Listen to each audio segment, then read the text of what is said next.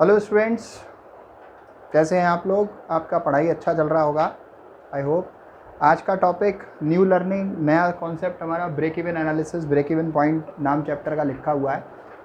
और ये जो टॉपिक है बहुत सॉलिड टॉपिक है, राइट। ये बिजनेस इकोनॉमिक्स में भी यूज़ होता है, मैनेजमेंट अकाउंटिंग में भी यूज़ होता है, चाहे उसको अकाउंटिंग फॉर मैनेजरियल डिसीज़न कह लो। कई बार कॉस्ट एंड मैनेजमेंट अकाउंटिंग के नाम से सब्जेक्ट होता है, उसमें भी यूज़ होता है। बीकॉम पार्ट 1 के सिलेबस में भी है, बीकॉम पार्ट 3 के सिलेबस में भी है, बीबीए एमबीए के सिलेबस में भी है, एमकॉम के सिलेबस में भी है। तो अगर एक बार ढंग से सीख लोगे तो आगे की बहुत सारी क्लासेस में काम में आएगा। और तो और सीए सीएस में भी है, क्योंकि टॉपिक ऐसा नहीं होता है कि इस पर्टिकुलर क्लास के लिए बना होता है। टॉपिक इटसेल्फ इम्पोर्टेंट होता है और आपने उसको ढंग से सीख लिया तो वो किसी भी क्लास में आप उसको यूज़ करो, दैट विल हेल्प यू। चलिए बात करते हैं without wasting of time break even analysis की। ब्रेक इवन एनालिसिस क्यों पढ़ रहे हैं हम? एक्चुअल में क्या है कि अभी बच्चों से पूछो कि भाई क्यों पढ़ रहे हैं हम, तो बच्चे तो कहते हैं हमारे एक सिलेबस में है साहब, राइट। और लॉन्ग क्वेश्चन आ सकता है, इसका शॉर्ट क्वेश्चन आ सकता है, इसलिए पढ़ रहे हैं। लेकिन ये बात फिजिबल नहीं है। कोई भी टॉपिक अगर आपके कोर्स में है तो उसका एक पर्टिकुलर रीज़न है, एक पर्टिकुलर लर्निंग है वो जो किसी एरिया से रिलेटेड है, जो कि अगर आप पढ़ाई करने के बाद जब उस एरिया में जाओ तो वो जो चीज़ें सीखी हैं आपने, उस लर्निंग को आप वहाँ पे इम्प्लीमेंट कर पाओ। इसलिए होती है कोई भी लर्निंग, इसलिए नहीं होती है कि वो एग्ज़ाम में आएगी और आप पास हो जाओगे और नंबर ठीक आ जाएंगे। तो उस पर्पज़ से मैं कभी सिखाता भी नहीं हूँ। मैं जो बोलूँगा that will be exactly related to the logic. मैं उस पर्पज़ से कभी सिखाता भी नहीं हूँ कि सीधे अभी मैं ब्रेक इवन का चार्ट बनाऊँ और फिर फटाफट फार्मूला लिखवा के चालू हो जाऊँ। ऐसा मैं नहीं करने वाला हूँ, ऐसा मैं नहीं करता हूँ। द पॉइंट इज़ कि ब्रेक इवन एनालिसिस क्यों होता है। समझ लीजिए कि ये छोटे लेवल ऑफ बिजनेस से लेके बड़े लेवल ऑफ बिजनेस तक सारी फर्म में होता है। कई बार तो नॉर्मल एक छोटा शॉपकीपर है तो छोटी दुकान खोल के बैठा है या किसी ने ढेरी लगाई हुई है, उसके लिए भी होता है।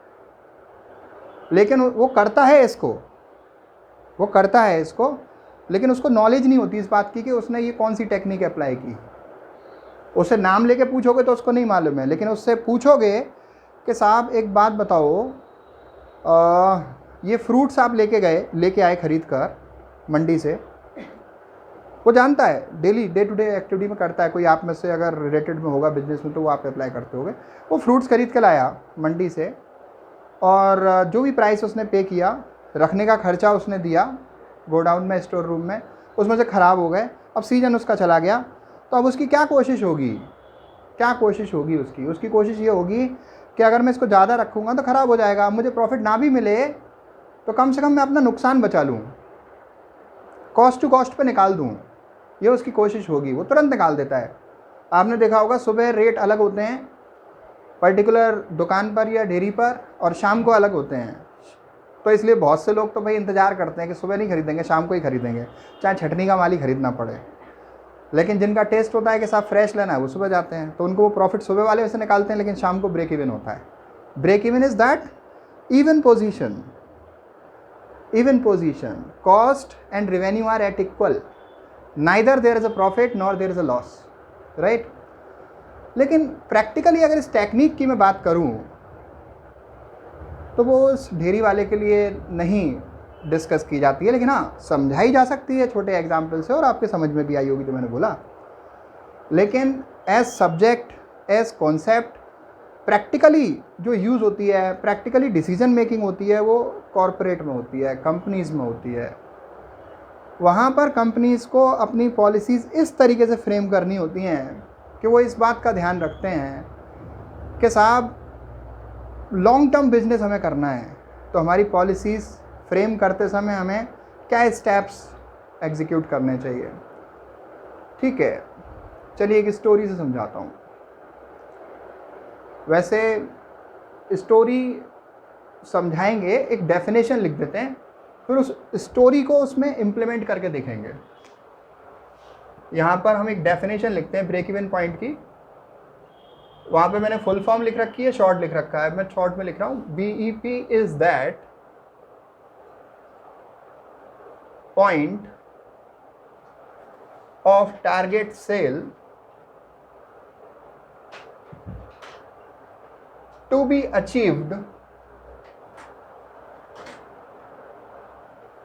by the company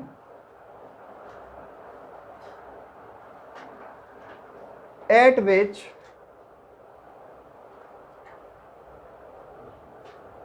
company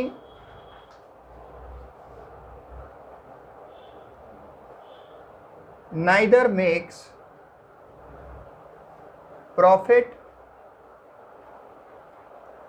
nor loss, because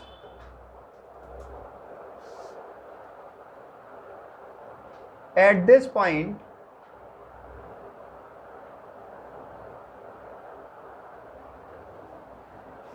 total revenues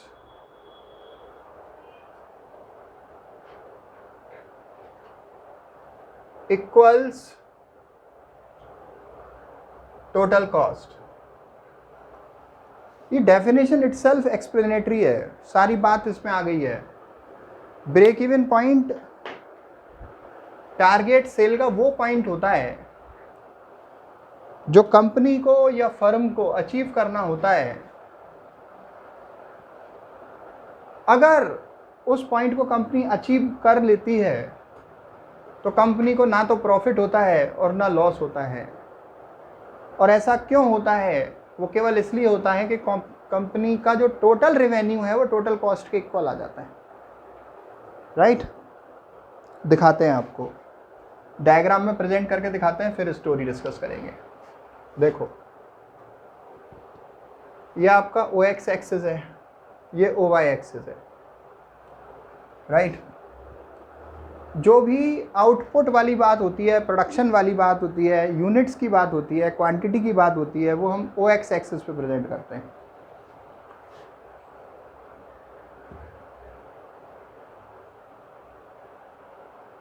इन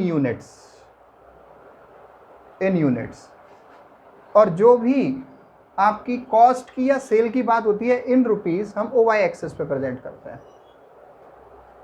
मैं फुल फॉर्म लिख रहा हूँ हर चीज़ की, हालांकि इसको शॉर्ट में हम TC लिख सकते हैं, total cost oblique total revenue in rupees. Right? आगे मैं इसको शॉर्ट में बोलूँगा, आउटपुट के लिए केवल O बोल दूंगा, टोटल कॉस्ट के लिए TC, टोटल रेवेन्यूज के लिए TR। Be ready for that. Right? अभी कहानी क्या है, इस डेफिनेशन को सेटिस्फाई करने के लिए ये डायग्राम बना रहा हूँ मैं। यहाँ पे लिखा है BEP वो पॉइंट होता है टारगेट सेल का जो कंपनी को अचीव करना होता है, जैसे अचीव करने पर कंपनी को ना तो प्रॉफिट होता है ना लॉस होता है, क्योंकि टोटल रेवेन्यू कंपनी की टोटल कॉस्ट के इक्वल हो जाती है। टोटल रेवेन्यू क्या होती है? टोटल सेल्स होती है। रेवेन्यू मतलब सेल्स। राइट? और टोटल कॉस्ट क्या होती है? टोटल कॉस्ट होती है आपकी फिक्स कॉस्ट और वेरिएबल कॉस्ट का total. Total cost is the total of total variable cost plus total fix cost. भाई दो ही टाइप की कॉस्ट होती है ना फर्म में, एक होती है फिक्स कॉस्ट। फिक्स कॉस्ट कौन सी होती है? मान लीजिए आप प्रोडक्शन ना भी करो तब भी आपको देनी पड़ेगी, दैट इज फिक्स कॉस्ट। नाम ही फिक्स इसलिए है। राइट? आप प्रोडक्शन ना करो तब भी उस फैक्ट्री का रेंट जो आपने फैक्ट्री रेंट पे ले रखी है वो आपको देना पड़ेगा। आप प्रोडक्शन ना करो, स्टाफ जो रखा हुआ है उसकी सैलरी आपको देनी पड़ेगी। आप प्रोडक्शन ना करो, इंश्योरेंस की प्रीमियम टैक्स जो फिक्स जाते हैं वो आपको देने पड़ेंगे। आप प्रोडक्शन ना करो, इलेक्ट्रिसिटी का जो फिक्स मीटर का बिल है वो आपको देना पड़ेगा। ये सब फिक्स होते हैं। These are incurred even if there is no profit, there is no sale. Lockdown होके चुका है अभी, सबके गए हैं बिजली के बिल। राइट? ये बात सबको चुभी हुई है। माफ़ करवाने के लिए बहुत कोशिश हो गई है, माफ़ किसी के नहीं हुए। राइट? Practical situation. तो बात ये है कि even if there is a no production, और मेरे साथ तो कुछ अलग ही हुआ, दुकान का कुछ ज़्यादा ही चला गया बिल, राइट। बंद का ज़्यादा आया बिल, वैसे चलती ओपन रहता था तो कम आता था। चलो हटाओ, अब ट्रैक पे से हट जाएंगे। तो यही रहो, फिक्स कॉस्ट, वो दुख की बातें हैं। तो एक कॉस्ट जो फिक्स कॉस्ट होती है ना, उसका कर्व हमारा कहाँ रहता है, वो पैरेलल टू रहता है OX एक्सिस के। OX एक्सिस मतलब आउटपुट के कॉस्ट पैरेलल रहता है। मतलब आप एक कैपेसिटी लेवल तक आप एक भी यूनिट प्रोड्यूस नहीं कर रहे हो तब भी इतनी फिक्स कॉस्ट जा रही है, आप प्रोडक्शन बढ़ा रहे हो तब भी इतनी फिक्स कॉस्ट जा रही है, और बढ़ा रहे हो तब भी इतनी फिक्स कॉस्ट जा रही है। मतलब फिक्स कॉस्ट कांस्टेंट रहती है एक कैपेसिटी लेवल तक, ठीक है। अब बात आ रही है साहब टोटल कॉस्ट की। टोटल कॉस्ट का ओरिजिन पॉइंट क्या होता है? टोटल कॉस्ट का ओरिजिन पॉइंट होता है फिक्स कॉस्ट। क्यों होता है?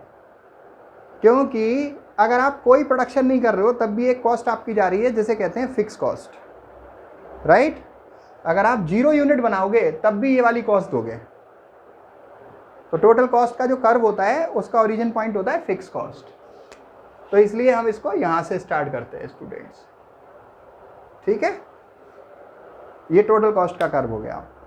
अब बात करते हैं टोटल रेवेन्यू के कर्व की। टोटल रेवेन्यू का कर्व का ओरिजिन पॉइंट 0 होता है। क्यों होता है? एक भी यूनिट नहीं बेचोगे तो एक भी रुपया नहीं आएगा आपके पास, बेचोगे तभी आएगा आपके पास। जैसे जैसे बेचोगे वैसे वैसे रेवेन्यू का कर्व बढ़ता जाएगा। तो इसका ओरिजिन पॉइंट स्टूडेंट्स होता है 0। आगे ले लो ये कहानी। टोटल रेवेन्यू का कर्व जो होता है इसका ओरिजिन पॉइंट 0 होता है। आप कुछ नहीं बेचोगे, कुछ नहीं आएगा, 0 सेल्स। लेकिन जैसे जैसे बेचते जाओगे आपका रेवेन्यू बढ़ता जाएगा, और एक पॉइंट ऐसा आएगा जिस पर वो टोटल कॉस्ट कर्व को नीचे से इंटरसेक्ट करके ऊपर की तरफ निकल जाएगा। और जब वो ऊपर निकल जाएगा तो टोटल रेवेन्यू ज़्यादा हो जाएंगी टोटल कॉस्ट से। और जब भी ऐसा होता है बिजनेस में कि रेवेन्यू ज़्यादा है, सेल ज़्यादा है, कॉस्ट कम है, तो आप बनाते हो क्या? Profit. You are in profit. यहाँ पर आप प्रॉफिट में हो। पीटी लिखा है मैंने शॉर्ट में, पीटी माने प्रॉफिट, राइट। अभी इस पॉइंट से नीचे क्या हो रहा है? कॉस्ट का कर्व ऊपर है, रेवेन्यू का कर्व नीचे है। मतलब कॉस्ट ज़्यादा है, रेवेन्यू कम है।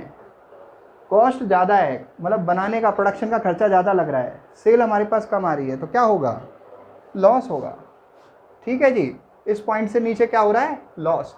लेकिन ये जो पॉइंट है, ये पॉइंट हमें क्या बता रहा है? टोटल कॉस्ट का के इक्वल है टोटल रेवेन्यू के। This is the point where total revenue are equal to total cost. So this is the point that we call is break even point. इस डेफिनेशन को सेटिस्फाई कर रहा है ये कर्व। डेफिनेशन में क्या लिखा है? क्योंकि इस पॉइंट पर टोटल रेवेन्यू टोटल कॉस्ट के इक्वल हो जाती है, तो ये ब्रेक इवन पॉइंट होता है। अब इस ब्रेक इवन पॉइंट को अगर आप यहाँ से मेज़र करोगे, यहाँ से इस पॉइंट से, राइट, तो ब्रेक इवन पॉइंट आपका इन यूनिट्स आएगा, इन यूनिट्स। ये break even point in units. और यहाँ से मेज़र करोगे ये इन रुपीज़ होगा। क्लियर? अभी इसमें आगे और समझाना है, राइट, क्योंकि इससे बाद की चीज़ अलग होती है। मुझे स्टोरी लेके आनी थी थोड़ी सी। इस कर्व को आप समझ चुके हो, स्टोरी थोड़ा समझ लो। एक्चुअल में क्या बड़ी फर्म क्या करती है, एक एग्जांपल इस बात को एक्सप्लेन करने के लिए मेरे दिमाग में आता है मोस्टली। आपको याद होगा कि बजाज स्कूटर बनाते हैं। हमारा बजाज स्कूटर का ऐड आता, राइट, शुरू से हमारा बजाज। आप लोगों ने नहीं देखा होगा, पुराना, ठीक है, ऐड है वो बहुत, लेकिन बहुत पॉपुलर ऐड है, ठीक है। हमारा बजाज, अपना बजाज, ऐसे करके स्कूटर चलता हुआ ऐड है वो। तो वो स्कूटर में फेमस थी कंपनी। और हैवी बाइक्स जैसे आपकी एवेंजर्स वगैरह आती हैं, पल्सर वगैरह आती हैं, लेकिन वो मीडियम सेगमेंट में नहीं थी। मीडियम सेगमेंट का मतलब in the competition of splendour. Hero Honda की स्प्लेंडर आती थी, लेकिन बजाज की उस सेगमेंट में, उस रेंज में कोई गाड़ी नहीं आती थी, राइट। तो बजाज ने क्या किया कि साहब इस सेगमेंट में भी अभी आना है। जब भी ऐसा होता है कि आप कोई नया बिज़नेस करने की सोचते हो तो आपके पास 2 चैलेंज होते हैं सबसे बड़े। पहला चैलेंज ये होता है कि आपको कॉस्ट कम रखनी पड़ेगी और क्वालिटी हाई रखनी पड़ेगी। ये सबसे बड़ा चैलेंज होता है। और जब भी आप ये करने जाते हो, क्वालिटी हाई करने जाते हो, तो आपकी कीमतें बढ़ेंगी। क्वालिटी करने के लिए आप इंजीनियरिंग अच्छी लगाओगे, टेक्नोलॉजी अच्छी लगाओगे, राइट। क्वालिटी हाई गाड़ी की करने से क्या मतलब है, अगर जो हमारी हीरो होंडा स्प्लेंडर 50 का एवरेज दे रही है तो आपको कम से कम 60-70 का देना पड़ेगा। उसके लिए आप उसमें कोई रिसर्च एंड डेवलपमेंट करोगे, वो करोगे तो उसकी कॉस्ट और बढ़ जाएगी, राइट। लेकिन अगर वो 50,000 रुपये की गाड़ी है और अगर आप उससे सस्ती करना चाहते हो, ठीक है, पहली बात तो क्वालिटी अगर बढ़ानी है तो कॉस्ट महंगी हो जाएगी, ठीक है। अगर आप 50,000 से कम में ज़्यादा क्वालिटी दे पाओगे तब कहानी होगी। और क्वालिटी अच्छी किसे मानते हैं हम, कि अगर वो 50 का माइलेज दे रही है या आप 60 का क्लेम कर पाओ, 70 का क्लेम कर पाओ, तो ये एक बहुत बड़ा चैलेंज होता है। अब इस चैलेंज को कंपनी एक्सेप्ट कैसे करती है और बीट कैसे करती है, सुनिए ध्यान से। जो कंपनी ने किया भी, जो एग्जाम्पल मैंने लिया है, और मोस्ट ऑफ द कंपनीज करती भी हैं। एक्चुअली उस टाइम पर एक गाड़ी लॉन्च हुई, आपको याद होगा, उसका नाम था बजाज सिटी 100, राइट। और बजाज सिटी 100 ने इन दोनों क्राइटेरियाज को फुलफिल किया। उसी रेंज में ये गाड़ी आई और उससे कम कीमत में आई, कम से भी बहुत कम। स्प्लेंडर पड़ रही थी लगभग 50,000 रुपये के आसपास और बजाज सिटी 100 कंपनी ने दे दी 30-32 हज़ार रुपये में। और कंपनी ने उसका जो माइलेज क्लेम कर दिया 80 किलोमीटर पर लीटर। इन दैट सिचुएशन हाथों हाथ वो बिकी और इतनी बिकी और इतनी बिकी कि वो पॉपुलर ब्रांड बन गई। और हर गांव वाले के पास, या मतलब रूरल एरियाज़ में, या न केवल रूरल एरियाज़ में बल्कि अर्बन एरियाज़ में भी मोस्ट पॉपुलर सेगमेंट हाथों हाथ कस्टमर के द्वारा लिया गया। अब ये कंपनी ने रिट्रीव कैसे किया, let me tell you that. ये तो मैंने सीधे फाइनल आउटकम बता दिया आपको। कंपनी ने रिट्रीव कैसे किया। कंपनी इस चैलेंज को ऐसे मीट करती है, कंपनी एक ऐसा लार्ज टारगेट बनाती है अपनी सेल का कि हम डिसाइड कर लेते हैं कि हम 5 लाख बाइक बेचेंगे। कितनी बाइक बेचेंगे? 5 लाख। और कैसे बनाती है वो 5 लाख बाइक का टारगेट? वो अपने मैनेजमेंट की सारी टीम बैठती है, वो मार्केट का पूरा एनालिसिस करते हैं, कॉस्ट का एनालिसिस करते हैं और फिर पता करते हैं कि अगर हम बल्क में इकट्ठी बाइक बनाएंगे तो इकट्ठा हमें मटेरियल खरीदना पड़ेगा, और जब भी हम कोई इकट्ठा मटेरियल खरीदते हैं तो हमें सस्ता पड़ता है, सामने वाले को हम डाउन कर सकते हैं। जब हम ऑर्डर के हिसाब से बनाते हैं तो सीन अलग होता है मटेरियल खरीदते समय रेट्स का। जब हम प्रोडक्शन के साइज को बड़ा कर देते हैं और बड़ा ऑर्डर देते हैं और लेते हैं तो हमारे रेट्स अलग होते हैं। तो हम हमारे रेट्स होते हैं, फिर वो सामने वाले के रेट्स नहीं होते हैं। हम जो कहते हैं उतने पे वो सप्लाई करेगा। क्लियर? अच्छा, मटेरियल हमें सस्ता मिला, एक पॉइंट क्लियर हो गया, उससे हमारी कॉस्टिंग रिड्यूस होगी। दूसरा, हम वर्कर्स को भी फिर पीस वेज सिस्टम से पेमेंट करते हैं। हम उनसे कहते हैं साहब आपको दिन और रात ओवर टाइम करना पड़ेगा, हमें सेल करनी है 5 लाख बाइक। क्लियर? अब ये 5 लाख का नंबर कहाँ से आया? Let me tell you that. Company इस ग्राफ से और कुछ फॉर्मूले में लिखूंगा उनसे अपना एक break even point sales decide करती है कि इतनी सेल अगर हम करेंगे तो हम नो प्रॉफिट नो लॉस की सिचुएशन पे होंगे, और इतने से ऊपर अगर हम सेल करेंगे तो हम प्रॉफिट पे आ जाएंगे। लेकिन अगर इतनी सेल हमने नहीं करी तो हमें लॉस होगा। जो सेलिंग प्राइस रिड्यूस किया गया है वो टारगेट पॉइंट ऑफ सेल्स के लिए ही किया गया है। समझ पा रहे हैं आप? राइट? तो this is what I want to say you that it is that point of target sales, जो बड़ा टारगेट रखते हैं हम लोग सेल्स का, जिस पर कंपनी ना तो प्रॉफिट कमाती है ना लॉस कमाती है, और सारे लगा देते हैं सब। उस टाइम आपने देखा होगा एकदम आंधी से आ जाती है, सारे सेल्समैन, हर कोई बात कर रहा है किस चीज़ की साहब, बजाज सिटी 100, हर कोई ऑफर दे रहा है, हर कोई। आपने देखा होगा कि मतलब एक बार होम लोन का मेला लगता है, बहुत सस्ते पे अगर कोई बैंक होम लोन लेके आती है बहुत कम इंटरेस्ट रेट पे, तो सब जगह उसकी एडवर्टीजमेंट होती है। राइट? तो कोई भी नई चीज़, नया ऑफर, तो बड़ा एडवर्टीजमेंट करना पड़ता है, क्योंकि उनके टारगेट वहाँ पे डिसाइड होते हैं। और एक बार उतनी यूनिट बिक गई तो न केवल कंपनी ने BEP से ऊपर हो गया कंपनी का सेल, ब्रांड की इमेज भी इस्टेब्लिश हो गई और मोनोपोली भी इस्टेब्लिश हो गई। उसके बाद में आपने स्टार्टिंग 32,000 से करी थी, आज 38 या 40,000 में भी नहीं मिल रही है वो। फिर मार्केट आपकी है, आप प्रॉफिट बनाएंगे। क्लियर?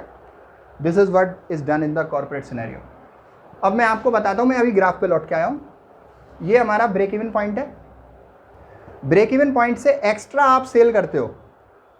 यहाँ जैसे मान लो 4 लाख बाइक्स का ब्रेक इवन पॉइंट था कंपनी का, अगर कंपनी ने 6 लाख बाइक सेल करी तो 2 लाख जो एक्स्ट्रा सेल करी ब्रेक इवन पॉइंट से, वो हमारी है मार्जिन ऑफ सेफ्टी। उसको क्या बोलते हैं हम?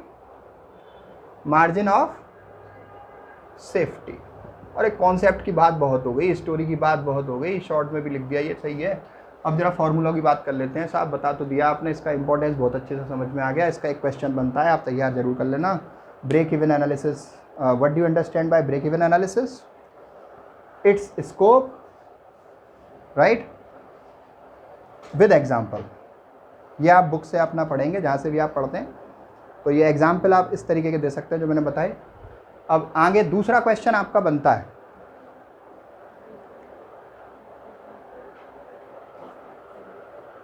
explain the following. Number 1, break even point. Number 2,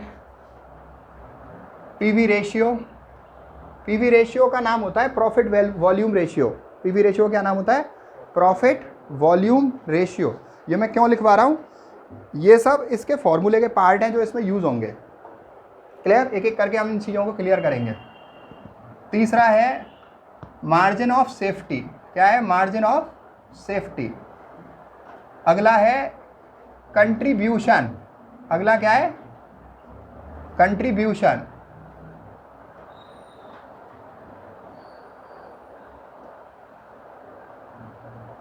इतना आप लिख लीजिए, अभी काफ़ी है, राइट। अब मैं ये बताता हूँ कि हम ब्रेक इवन पॉइंट कैसे डिसाइड करेंगे, कैसे कैलकुलेट करेंगे। ये तो ग्राफिकली मैंने एक्सप्लेन कर दिया आपको। अब देखो एग्जैक्टली अगर ब्रेक इवन पॉइंट आपको फाइंड करना है तो क्या फॉर्मूले हम यूज़ करते हैं, थोड़ा ध्यान से सुनना, समझना और याद रखना। देखिए, इस सबसे पहले मैं लिख देता हूँ, एक प्रॉफिट इक्वेशन होती है।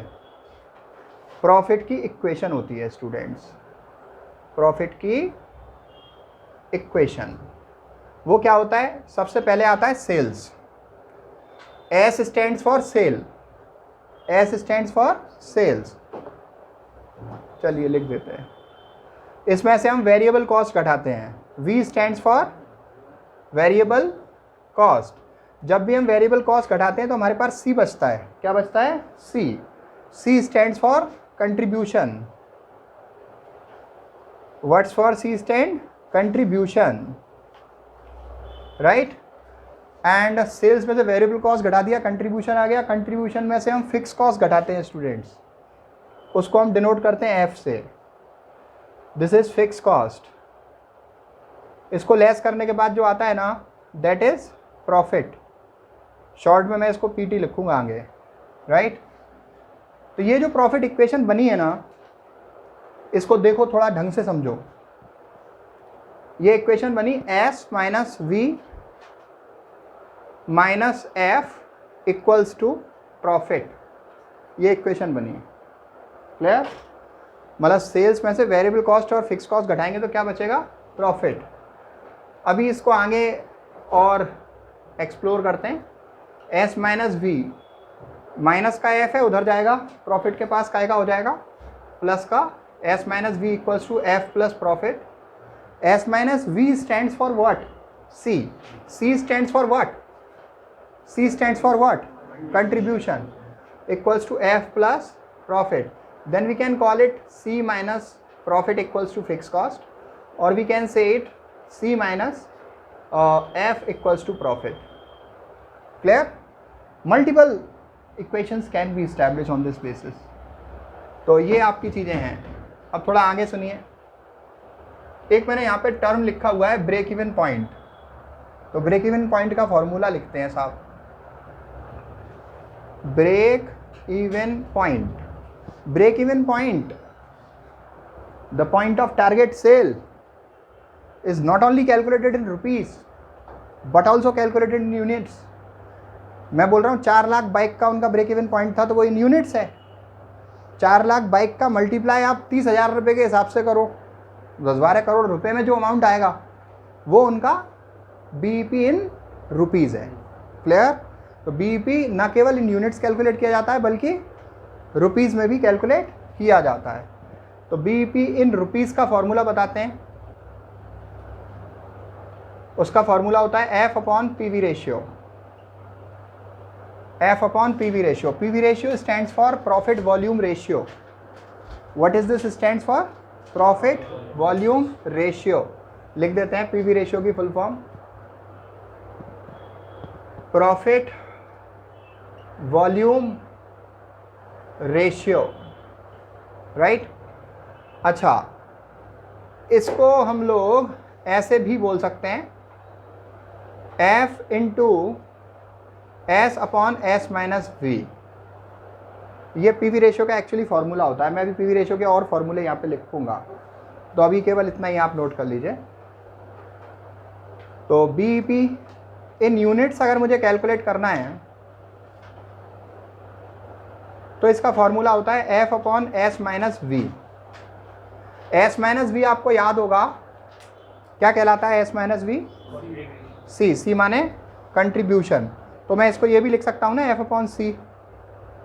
तो मैं इसको एफ अपॉन सी भी लिख सकता हूँ, राइट। अभी आगे देखिए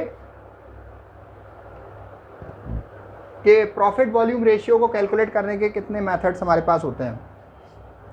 प्रॉफिट वॉल्यूम रेशियो को कैलकुलेट करने के हमारे पास डिफरेंट जो मेथड्स होते हैं, उसमें सबसे पहला होता है students S minus V upon S into 100।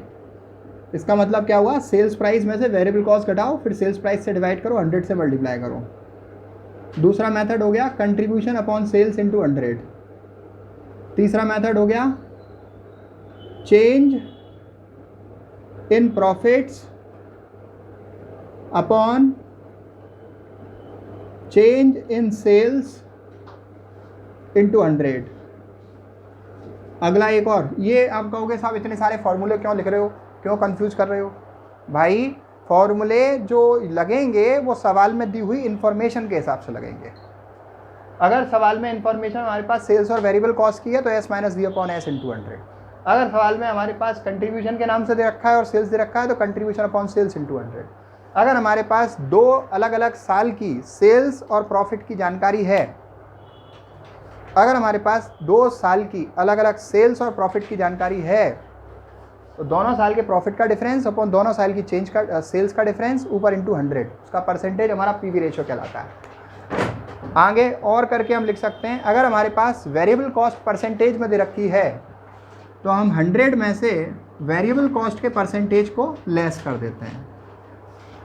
और इसके बाद हमारा फॉर्मूला होता है, अगर हमारे पास प्रॉफिट दे रखा है और मार्जिन ऑफ सेफ्टी दे रखा है, राइट, तो profit upon margin of safety का अमाउंट इंटू 100। और कैसे कैलकुलेट हो सकता है वो भी सुन लीजिए। जैसे यहाँ पर आपको दिख रहा होगा B P equals to F upon P V ratio लिख दिया मैंने, लिखा है, तो यहीं से भी बन जाएगा एक फार्मूला।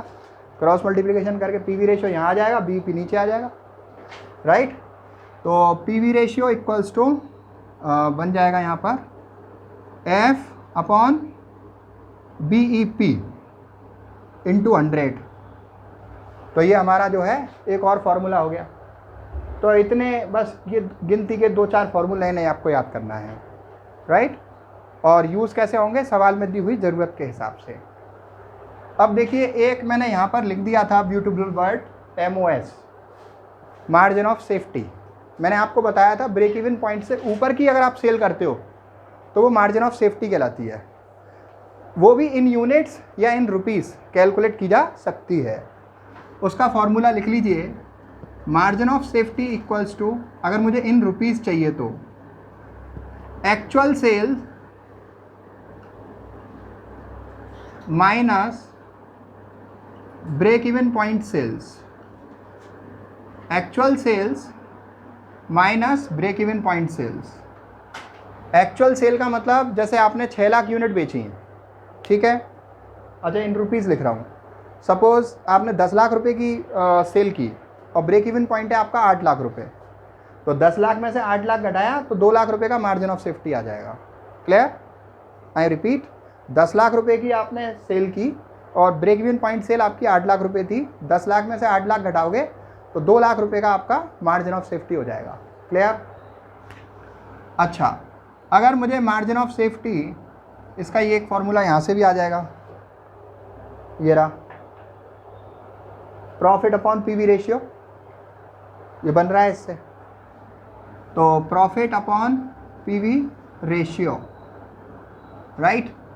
अच्छा, अब मुझे margin of safety in units चाहिए, तो क्या करूँगा मैं, margin of safety in units चाहिए तो एक्चुअल सेल इन यूनिट्स, उसमें से क्या माइनस करूँगा मैं, बीईपी सेल इन यूनिट्स। एक्चुअल सेल इन यूनिट्स में से बीईपी सेल इन यूनिट्स को मैं माइनस करूँगा, तो मेरा margin of safety in units आ जाएगा। Is that okay with everyone? So this is what we have to do. Let's learn one numerical for profit volume ratio at least, right. Profit volume ratio को भी वो पूरा करे और at least एक हमारा ब्रेक इवन पॉइंट भी हो जाए। तो आप लिखिए calculate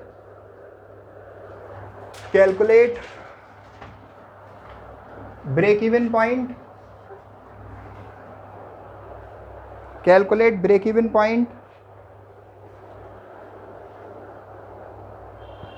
PV ratio, calculate break even point PV ratio from the following.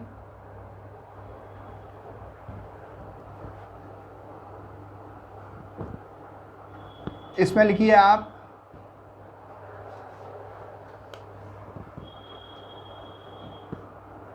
Sales आपको दे रखी है ₹10 पर यूनिट, वेरिएबल कॉस्ट दे रखी है आपको ₹6 पर यूनिट, और फिक्स कॉस्ट आपको दे रखी है ₹25,000, राइट।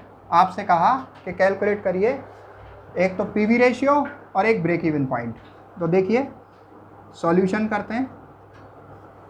पीवी रेशियो, अच्छा एक बात ध्यान रखो, पीवी रेशियो का एक और नाम होता है, कंट्रीब्यूशन रेशियो भी होता है। The second name of PV ratio is contribution ratio. Let us see, PV ratio is equal to S minus V upon S into 100। How did I write it? Actually मैंने आपको इतने सारे फॉर्मूले दिए हैं और आपसे ये कहा है कि सवाल में दी हुई इन्फॉर्मेशन के हिसाब से लगेंगे। तो इसमें मेरे पास सेल्स और वेरिएबल कॉस्ट है, तो पीवी रेशियो के लिए मैं ये वाला फॉर्मूला लगाऊंगा, S minus V upon S, right. तो S मेरे पास कितनी है 10, वेरिएबल कॉस्ट कितनी है 6 अपॉन 10 इंटू 100। अगर इसको मैं कैलकुलेट करूँगा तो 40% आ गया। क्लियर? अगर मुझे ब्रेक इवन पॉइंट फाइंड करना है तो मैं जानता हूँ कि F upon P V ratio, ठीक है। तो F कितना था मेरा 25,000, इसको मुझे पी वी रेशियो 40% से डिवाइड करना है। 40% का मतलब ना 0.4 होता है। 25,000 को मुझे 0.4 से डिवाइड करना है। जब भी मैं 0.4 से इसको डिवाइड करूँगा तो ये बन जाएगा 62,500। हाँ, कितना बन जाएगा 62,500। ये मेरा ब्रेक इवन पॉइंट आ जाएगा, चेक करके देख लेना। अब देखिए इसके बाद आगे सुनिए, break even point in rupees हो गया। ये क्या हुआ, इन रुपीज़ हो गया स्टूडेंट्स, इन रुपीज़। अगर मुझे break even point in units चाहिए, इन यूनिट्स, तो मैं क्या करूँगा, F upon S minus V करूँगा। F कितना है मेरा 25,000 है, सेलिंग प्राइस कितना था मेरा 10 था, और वेरिएबल कॉस्ट कितना था 6 था। तो मैं 4 से इसको डिवाइड कर दूँगा, तो ये मेरी यूनिट्स आ जाएंगी स्टूडेंट्स 6250, ठीक है। आपके पास इन रुपीज़ निकालने के दो तरीके हैं। पहला तो यही है कि साहब F upon P V ratio आप लगाओ। दूसरा ये है कि पहले इन यूनिट्स निकाल लो। इन यूनिट्स आपने 6250 यूनिट्स निकाल लिया, और एक यूनिट कितने की है 10 रुपये की है, तो उसको 10 से मल्टीप्लाई करोगे तो इन रुपीज़ आ जाएगा, 62,500 आ जाएगा कि नहीं आ जाएगा? क्लियर? अब आगे सुनिए, जस्ट सपोज इसी सवाल में आपको सेल्स दे रखी हो,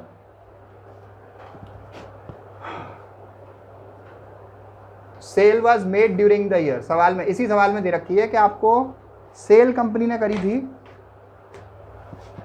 cell made for the year उस साल में कंपनी ने सेल करी 70,000 की, कितने की करी? 70,000 रुपये की। क्लियर? तो आप मार्जिन ऑफ सेफ्टी भी कैलकुलेट कर पाओगे। मार्जिन ऑफ सेफ्टी कैसे कैलकुलेट होता है? एक्चुअल सेल में से मुझे क्या लेस करना है? बीईपी की सेल। एक्चुअल सेल मेरी कितनी आई? 70,000 रुपये की। Margin of safety, sorry, break even point की सेल मेरी कितनी थी? 62,500 की। 7,500 रुपीज़ की मेरी मार्जिन ऑफ सेफ्टी हो गई। Is that okay? तो अभी मैंने जितने फॉर्मूले लिखा है आपको, उनमें से कुछ इम्प्लीमेंट करके भी दिखा दिए। आगे हम क्या करेंगे, थोड़ा सा एडवांस बनाएंगे सवाल, राइट? अपने आप बनाएंगे सवाल, बढ़िया, ब्यूटीफुल, और उसके अंदर हम सारी चीज़ें कैलकुलेट करके दिखाएंगे अलग अलग। ठीक है? एक बड़ा लॉन्ग न्यूमेरिकल बनाएंगे। आज के लिए आप इतना प्रैक्टिस करो, और पीवी रेशियो से रिलेटेड न्यूमेरिकल्स और हल्के फुल्के बीईपी से रिलेटेड न्यूमेरिकल्स आप करो, और इसकी थ्योरी तैयार करो। हमारे कॉमर्स सब्जेक्ट में थ्योरी भी थ्योरी नहीं होती, न्यूमेरिकल ही होती है। जब आप इतना लिख पाते हो जितना समझाया है, जब आप सारे फॉर्मूले ऐसे डेरिवेट कर पाते हो जितना बताया है, और डायग्राम बना पाते हो, बनाओगे आप, बनाओ आप, राइट? सीखो उसको, देख के करो, फिर बिना देखे करो, फिर उसके बाद में आपका जो है पूरे में से पूरे नंबर आते हैं, कोई नहीं रोक सकता उसको। ठीक है? So thank you so much for this learning, keep on learning, must